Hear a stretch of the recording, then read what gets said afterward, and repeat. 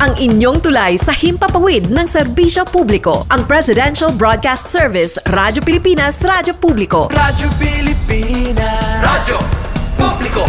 Kinilala ng pang-international at prestigyosong Asia Pacific Broadcasting Plus Awards 2025 para sa kategorya ng Government Streaming. Ito ay dahil sa epektibo nitong pagsasanib ng mga tradisyonal na media tulad ng telebisyon, radyo at print para masabayan ang mabilis na pag-inog ng mundo ng digital at social media tungo sa mas epektibong paghahatid ng mahahalaga at napapanahong mga impormasyon sa mamamayang Pilipino.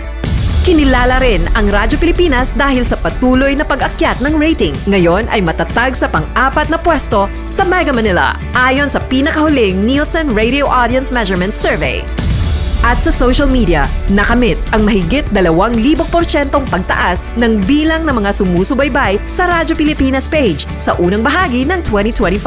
Patunay ito na ang inyong Radyo Pilipinas Radyo Publiko ay tunay na kaagapay ng inyong pamahalaan sa paghahatid ng serbisyo sa mga mamamayang Pilipino. Mula sa aming lahat, sa ngalan ng inyong pamunuan at mga kawani ng Presidential Broadcast Service, kasama ang inyong mga himpilan ng Radyo Pilipinas sa buong kapuluan. Maraming salamat po sa inyong lahat, sa inyong pagtangkilik at pagkilala. Radyo Pilipinas. Radyo Publiko.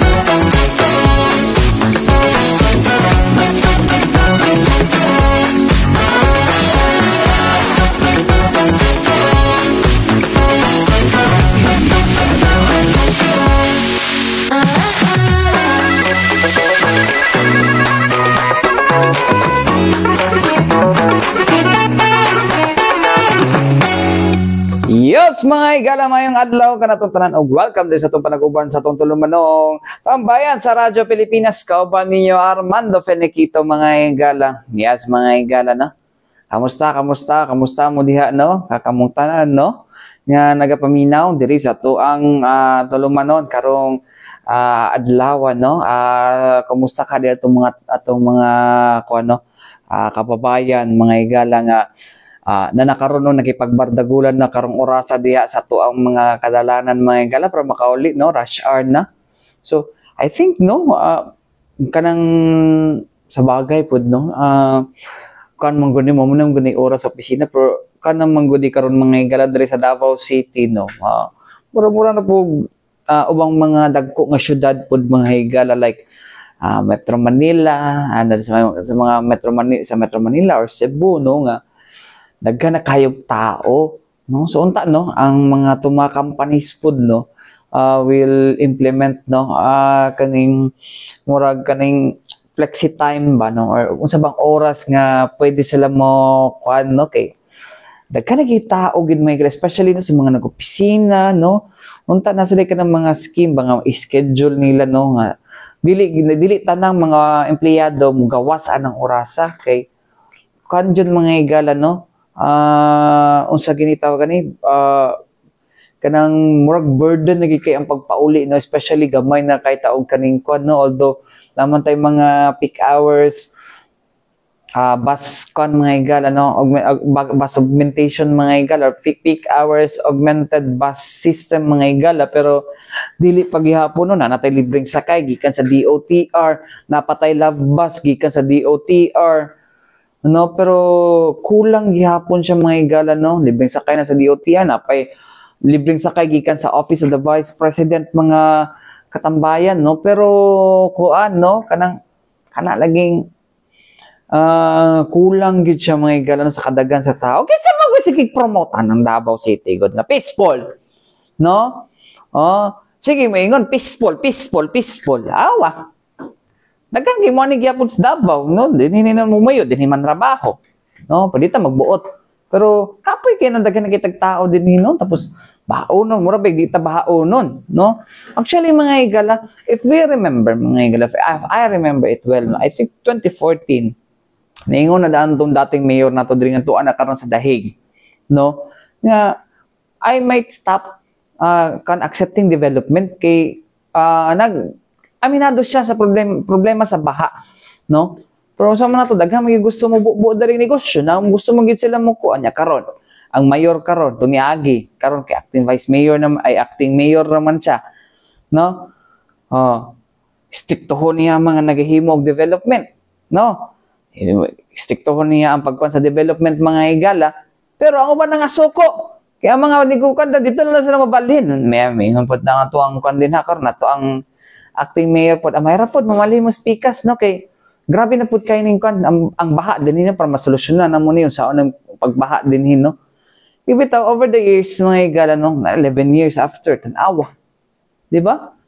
Grabe ang gihapon na pagbaha bisag kung saan pa na sa una pa na mga higala gipadak ano na ang ano kaning sa Laverna nga moy dako kayong problema diya sa may kanang sa may bahada sa may Davolite dugay na kay nga problema gisolusyonan na sa una katong dagagmay lang nga kuan karon gi-box culvert na tapos nitabang pag yun ng kuan developer diha mga higala no I think iyon no kung nakuan ako nga ang ilahang culvert na iwat na is pwede masaktong usa ka 6-footer nga tao no o dito mga gagmay no 6-footer gid nga mga kuan mga higala 6-footer nga mga tao pero sa may nahitabo mao gyapon baha kablo mo nga no ang ingon sa mga kuan din ha mga higala catch basin gid na siya nga area so unsa bay kuan ana kung i-elevate po na siya mga higala, ambot lang, kasi may tabo dira sa palibot, no?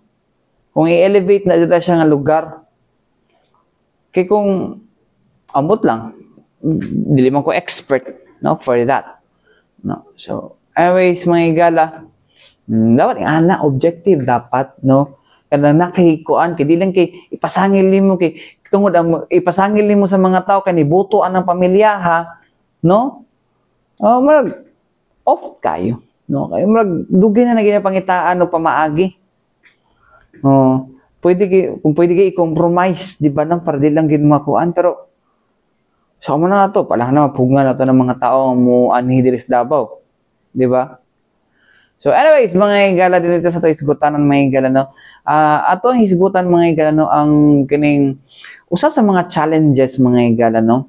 Nga ginahigunita sa to kapulisan in terms of kaning cyber crime investigation mga higala no kay nagiuban ba nga mingon sila nga usab ni pulis oy kanang kuan man kaayo kanang may pulos no kay ako ang akong Facebook account nga di kuan na-hack man to hantod ka pa magyapon na dakpan o kisa man to nagkuan sa kuha nga nang bash sa kuha gipapangita na gusto na ko sa file na nagkaso kay kuan daw ko, bugo daw ko, kay unsa daw ni, DDS daw ko. Kanay ana, God. O gusto na ko siya file og kaso. I will educate him or her. Pero, dili madakpan. Okay. Dahil mga challenges na ginatubang ato ang kapulisan, mga higala. Anyways, mga higala, niyang kuan mga higala, no? Ato ang representative, gikan sa ato ang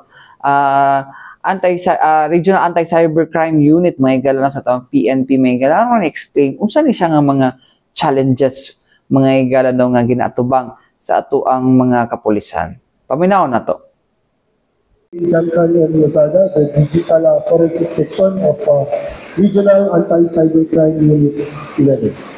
So, we all know nowadays the technology is possible thing, no? If we look back into the year 2000s to 2010, ang meron pa tayo is mga Nokia, 5110, 3300, yung mga dekipad pa. Pero now, no, meron na tayong mga iPad, may mga high-ends na mga laptops, yung mga desktop na tayo. And meron na rin tayong internet yung tinatawag natin Starlink, no? Yung kahit saan ka dito sa mundo, pag nakakonect ka dun sa Starlink, may connection ka through the internet, no? So, with this, no, yung mga fast evolvement ng technology, nagagamit natin as advantage. Ginagamit natin yan sa pang-araw-araw ng buhay natin. Pero hindi rin natin may pagkakaila na mayroong mga individual na ginagamit ito para sa mga illegal na aktibidad, no? Yung panloloko ng kapwa, no? Yung pagkulimbag ng pera, paninira ng reputasyon ng isang tao, at iba't ibang uri pa ng mga illegal na aktibidad, no? From the establishment of the PNP Anti-Cybercrime Group in the year 2013, following the creation of the cybercrime law na diniscuss kanina ni Sir, no? If we only can see the statistics, no, there is a huge increase of cybercrime cases. No? So, from 2013 up to 2025, I think umaabot na tayo ngayon ng mga 30,000 cases a year. No? Last year, 30,000 yung handle natin cases nationwide. So, expected na papataas pa ng papataas yung mga cases natin. So, sa mga stations na ngayon, sa mga police stations, yung mga cases nila dyan, gaya ng murder, homicide, kidnapping, meron na talagang involvement ang technology. So, ito na yung future crime natin na sinasabi, ang cybercrime. Kaya ang PNP is nag-establish na sila ng mga cybercrime desk para mag-handle ng mga ganitong cases. So, in my more than 5 years in the cybercrime, PNP cybercrime, marami kami na-encounter ng mga challenges. No? Next slide, please. One of this is the Data Privacy Act. No? While this law plays a crucial role in protecting the rights of individuals by ensuring the confidentiality and proper handling of personal information, it also possesses certain limitations in the conduct of cybercrime criminal investigations. Investigators are often denied access to vital information that is urgently needed to address serious incidents, such as matters of national security, terrorism, and bomb threats. No? Actually, nag-assistant team leader ako dati sa Quezon City Anti-Cybercrime Group. And merong isang school doon na may nagpadala ng bomb threat sa kanila. So, upon checking yung mga information ng bomb threat, may text messages na nag-send doon sa mismong hotline ng school. So, ang ginawa namin, nag-request kami ng information sa NTC, no, sa National Telecommunications, kung kanino yung SIM card number na yun. Pero, nakakalungkot man, hindi sila nakapagbigay ng information sa amin kasi dahil sa itong law, yung Data Privacy Act. No?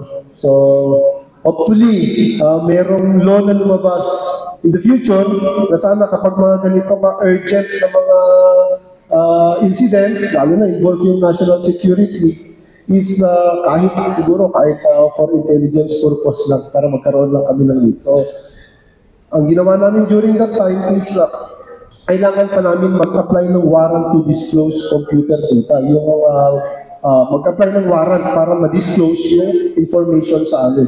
And it takes time, no? It takes time para makuha yung information. Hindi na siya timely doon sa nangyayaring bomb threat, no? The second is the anonymous social media account, no? One of the prevalent crimes in the digital landscape today is the dummy account of fake social media account, wherein individuals are hiding their true identity by acting or cloning individuals in committing their illegal acts such as online harassment, defamation, scam, fraud, or the unauthorized use of another person's identity. Honestly, the PNP Anti-Cybercrime Group continuously faces significant challenges in addressing this type of cybercrime. One of the primary difficulties lies in the collection of sufficient and admissible evidence that will stand in court and lead to the successful prosecution of these offenders. Gaya nga ng example kanina ng ating mga naunang research speaker, may mga fake news talaga, may mga misinformation, malformation, yung diniscuss kanina ni Sir. Pero ang nag-post is fake or dummy page. So, ito yung challenge sa amin na mga cybercrime investigator. No? Yung paano natin makukuha yung identity ng taong gumagamit behind that account. No? So, wala naman tayong access doon sa database ng Facebook, kung Facebook man yung ginamit, or any social media account. Wala tayong access sa database niya. So, yun yung challenge sa amin kung paano natin ililink yung suspect doon sa Facebook account. So, yun po. No? Another is the dummy e-wallet or online banking account. So, the rise of financial technology has made e-wallets and online banking systems a preferred mode of transaction due to their convenience, accessibility, and speed. However, these platforms have also become a prime target and tool for cyber criminals, posing significant challenges to law enforcement and regulatory bodies. One of the foremost challenges is the ease of account creation and accessibility. Many e-wallets and online banking platforms only require minimal identification documents for registration, and in some cases, fraudulent or stolen identities can be used to open accounts. This creates opportunities for criminals to launder money, receive illegal proceeds, or conduct harm while remaining anonymous. So, another challenge sa amin yung mga dummy e-wallet accounts or online banking accounts. No? So, uso po ito ngayon no? Sa mga sitio, sa mga barangays. No? Yung merong pumupuntang mga tao doon sa barangay, bumibili ng mga GCash account. And then, kapag nasa possession na nila yung GCash account, ginagamit nila sa mga illegal na mga activity. No? So, meron din yung nakakapasok sila sa mga GCash, Paymaya, lalong-lalo na yan, yung bangko, yung usong-usong ngayon na online lang yung pag-register, meron ka ng magiging account agad. One time, ha? Go time, yes, thank you. Go time, no? Yan, no? Ginagamit yan ng mga illegal, ng mga cyber criminals natin. So, yan yung one of the challenges na sobrang hirap sa amin, no? Kasi kapag nag-conduct kami ng investigation, sabihin natin, nakuha natin yung information noong GCash account na yun. Pag final natin sa court yun, tatanungin ng fiscal, pag nagkaroon ng preliminary investigation, tatanungin ngayon ng fiscal yung finailan natin ng kaso kung siya ba yung nakareceive ng pera. Which is, according sa lahat ng mga nakausap natin, ng mga biktima, nagbebenta ng mga GCash account, binenta nila yung GCash account lang nila, and then ginamit ng mga cyber criminals. And another problem is tayong mga investigator, yung naiimbestigahan lang natin is yung first layer ng transaction. No? Itong mga cyber criminals kasi gumagamit ng maraming account to. Kapag napasa doon sa unang account, may mga papasahan pang ibang account yan. Yung trail ng pera, hindi natin maiimbestigahan hanggang dulo-duluhan. So, yun po yung problem natin. Kami sa cybercrime hanggang first level transaction lang yung kaya namin investigahan. No? Yan. Yung application of cybercrime warrant. Here in Davao City, one of the major challenges faced in the conduct of cybercrime investigation is the procedural requirement before securing a warrant to disclose computer data. Under the current legal framework, investigators are required to first file a case before the prosecutor's office, which must be reviewed and acted upon prior to the approval of the warrant. No? This creates a procedural dilemma because a case cannot be filed with the prosecutor without substantial information on the suspect. At the same time, such information can only be obtained through WDCJ, which requires a case to be filed beforehand. As a result, na-delay po yung justice or totally hindi po natin ma-file yung case. Kasi dito sa Davao City lang ito, yung hindi kami makapag-file ng kaso kasi wala kaming information. At the same time, hindi kami makapag-apply ng warrant to disclose kung wala kami na-file na kaso. So, nade-deadlock kami doon sa procedure na yun. Hindi kami, so ang resulta, hindi namin ma-file yung kaso. Or nade-delay. Yun po, yung another challenge po sa amin as a cybercrime investigator. And lastly, yung user attribution na sinasabi. One of the most significant challenges faced by cybercrime investigator is the issue of user attribution. The process of definitively linking an online activity or digital account to a specific individual. Even when due process has been observed and a warrant has been granted, complication persists. For example, once a warrant to disclose computer data is approved and the service provider has issued the identity or account details of the suspected individual, investigator may already have the necessary information to proceed. This includes the validation and verification of the subject's identity by law enforcement. However, the challenge becomes more evident once the case is referred to prosecutor's office. Prosecutors often raise critical questions regarding the authenticity of attribution. Ito na po yung problema, no? Was the person identified truly the one operating the social media, e-wallet, or online banking account? Number two, can it be proven beyond reasonable doubt that the suspect personally received the money, executed the transaction, or committed the illegal act? Could the account have been created or used by another individual without the knowledge or direct involvement of the account owner? So dito, sinasabi dito sir, na kahit natapos na natin yung mga legal process, nakapag-apply na tayo ng warrant to disclose computer data, na-serve na natin, nabigay na sa ating information, kapag final natin sa fiscal's office, tatanungin tayo ni fiscal kung yung may-ari ba ng account na yun, is siya ba talaga yung nakareceive ng pera. So, another, deadlock na naman tayo, and ilang beses na rin kami na-dismissan ng cases with regards to this, yung user attribution. And napakahirap bilang cybercrime investigator na patunayan na yung pinadalang pera is na-receive na ng ating suspect. Paano natin i-establish yung facts na yun?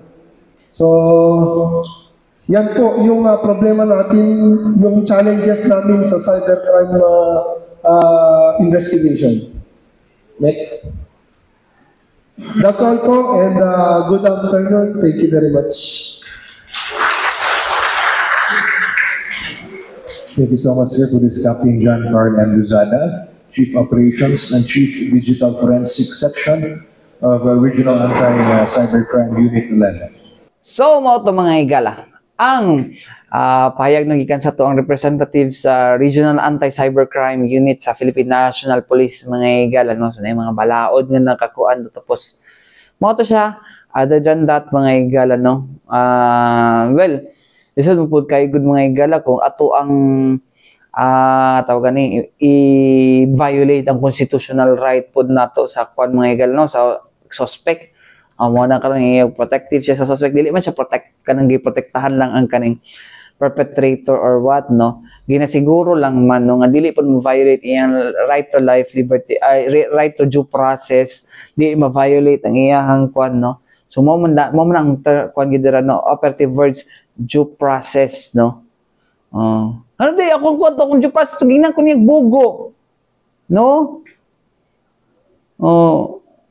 Nga na, day na. That's why mga higala, itong mga PNP mga higala, maglisod dito sila mga higala, no? Unless, no, kay kasagaran po sa mga nagapang-bash, mga higala, nagatago no sa mga dami accounts, no. Mao na karon may gala si Meta stick to sa paghimo og kaning mga kuan, no.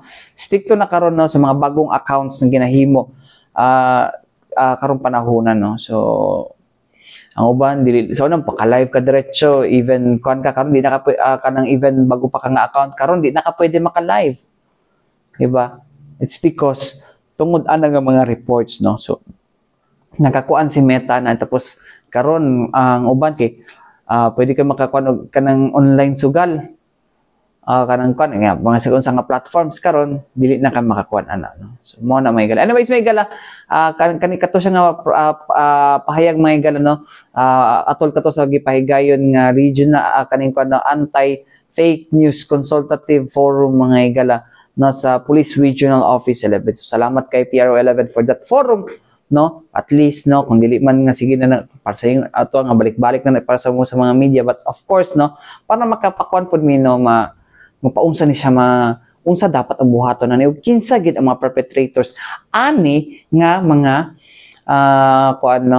kasagaran ani mga nagapakatag og fake news. So, otherwise, may gala, balik kita man lang sa mga importante pahinumdum ning ato si Bianan. Balik kita mga igala din sa to panaguban sa tong tulumanong tambayan sa Radyo Pilipinas, kauban niyo Armando Feniquito mga igala. Yes, mga igala, no. Balik ta diri sa tong isgutanan mga igala. Anyways, mga igala din ta magpaligoy-ligoy pa. Wag nang paligoy-ligoy. Ay na mo si makapiright ta din kanta-kanta ta na. Ito paligoy-ligoy mga igala kagahapon mga igala giimbitahan sa pita sa press conference mga igala, no. Dito sa kan mga igala no lanang, no. Para sa kaning kuan, no, usa sa ilado nga kuan mga igala, usa sa mga ilado nga kuan, no, battery brand sa sakyanan mga igala, no. Diretso na nato the multi-billion Motolite pang matagalan, no. Anyways, sa to ang kagahapon mga igala, no, ilahang gi-launch to kagahapon mga igala ang ilahang sa ito gani ilahang bag-ong help desk mga igala, kato ilang rescue app mga igala, no, alang sa mga Motolite users mga igala, which is kuan mga igala, kuan nang gikuan kay public service ni siya mga igala, no, alang sa to ang mga kuan even mga kuan mga igala, no, bisag dili man ka kuan, no, dili ka unsa ni dili ka Motolite user mga igala, no, pero pwede man kanila rescuehon, no, kaya lang na lang gibayad. Pero unlike sa katong mga kuan, at least adtuan kag mga areas mga igala, no, nga kung tayo na-stuck ka sa traffic, dul ka sa kuan, sa usa ka Motolite distributor mga igala, so pwede kanila i-cater mga igala, no.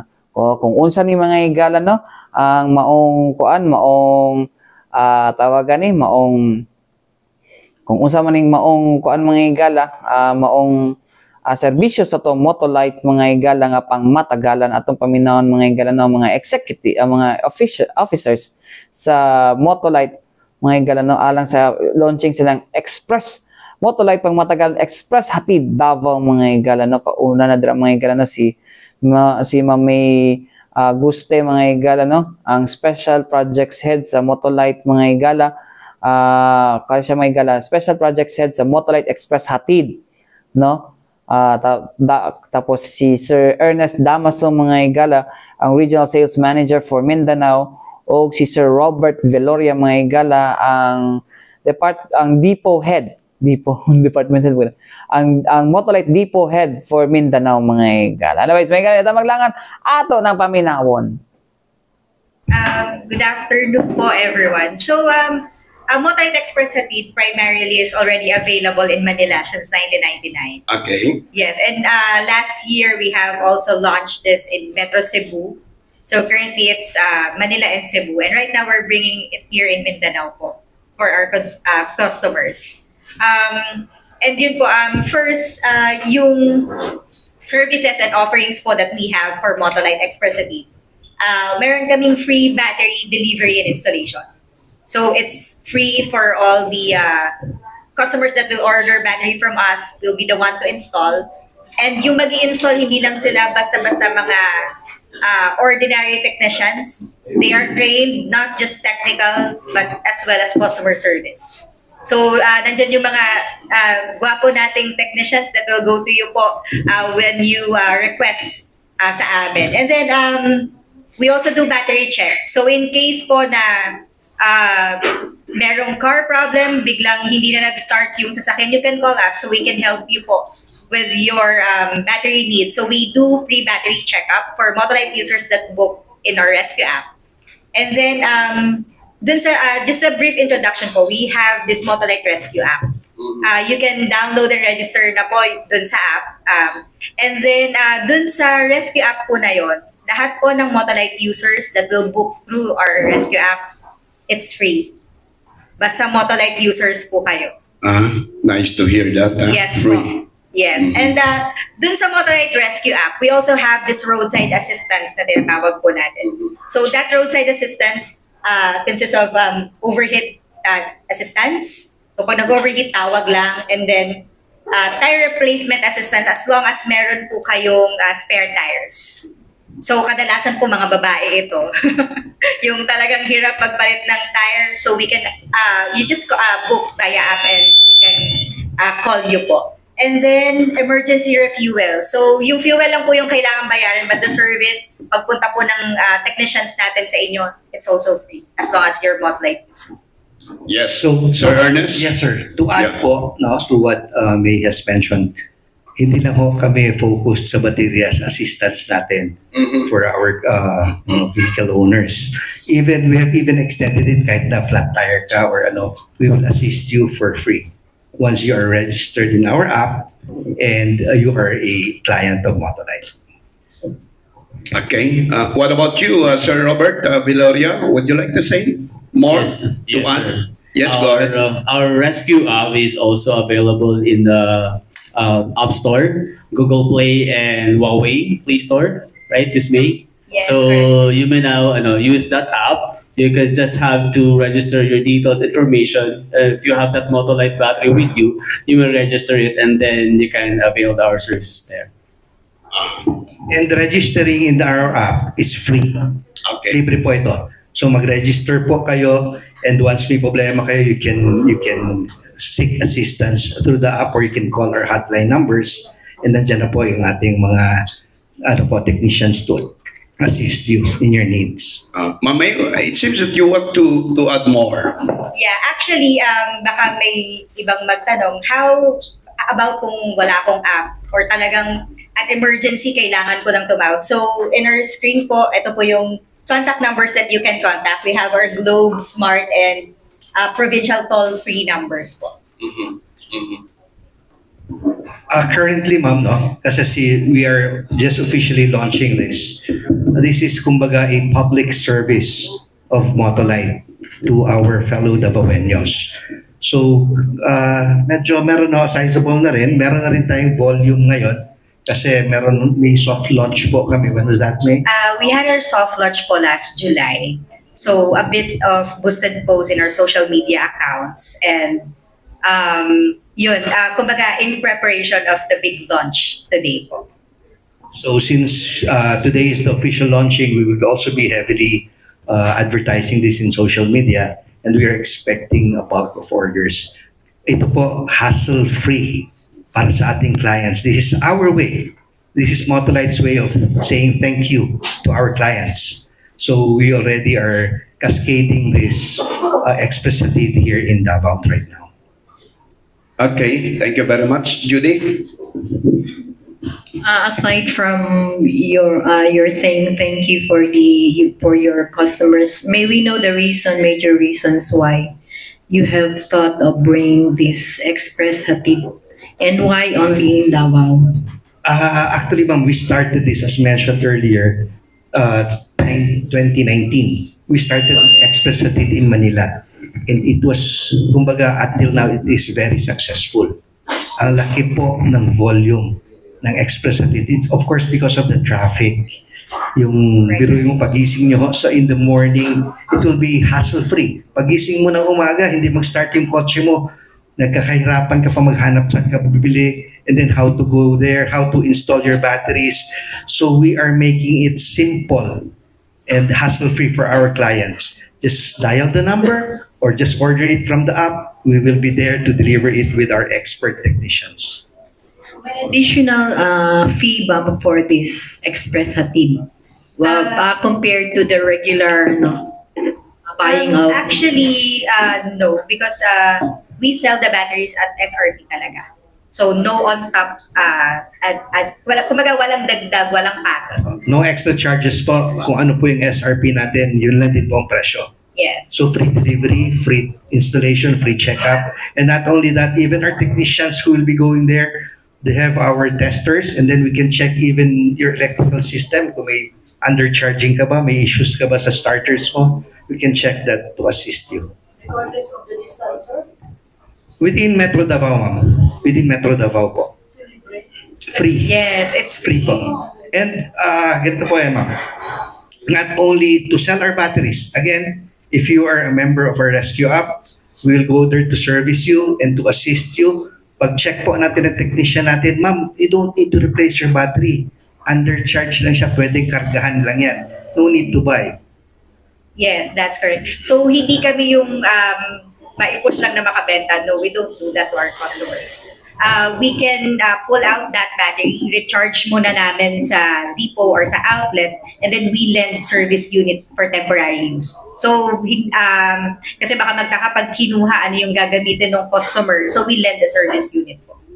So ito po yung aming after-sales service. Yes. We are not only concerned in selling our products, yung after-sales service po ng Motolite. If you buy a Motolite, ma'am, sirs, if you buy a Motolite battery, bumiyahe ka lang kahit sabihin natin Santa Cruz or dito sa may mga Panabo, nasiraan ka, papalitan natin yan. How do you go about with the membership? I understand that we can only have this expressative if we are a member. So, paano magpa-member? Actually, kahit hindi kayo, wala kayong rescue app, it's okay. So you can call the hotline that we have here. Pupunta pa rin kami sa inyo. But we strongly suggest that everyone download and register to the app. Kasi once Motolite user po kayo, yung mga services po, free po yun for you. Last question on my part. Can you give us a brief overview of your sales for Motolite here in Davao only? Or Mindanao also? Yeah. Actually, ma'am, the same as what you mentioned earlier, we are the dominant market player here for the battery industry. And national, as mentioned, the same with Mindanao, we are around 83 to 85% market share here in Davao. And we have our business distributor partners all over Mindanao to serve our customers. The volume, as mentioned earlier, it varies kasi po. Depende, may lean months, may ano po.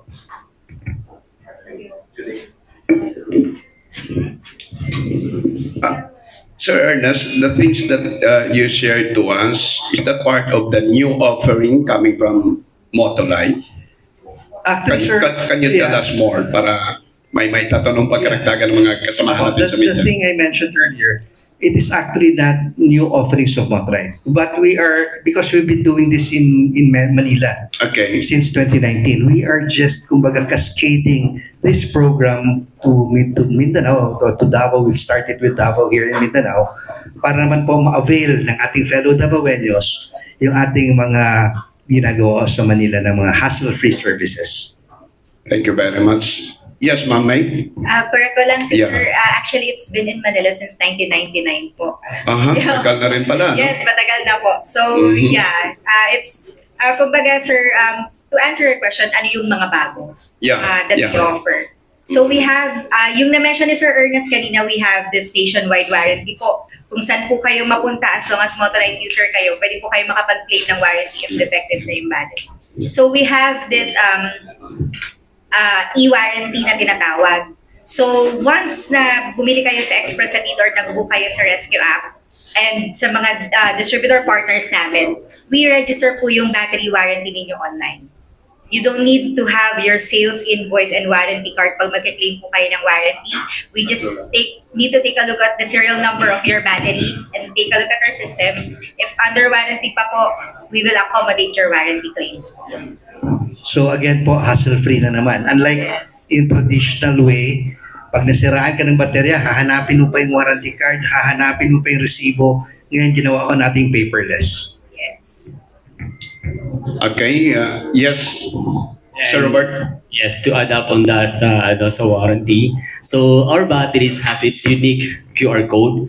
So sir, ano yung ipapakita namin pag wala yung warranty card and invoice? So you just have to to show the QR code of the battery. Kasi sa Motolite natin, sir, Motolite system, once na ma-register yung warranty nyo doon sa rescue or sa online sa website ng Motolite, yung e-warranty, nationwide makikita yung details ng battery nyo.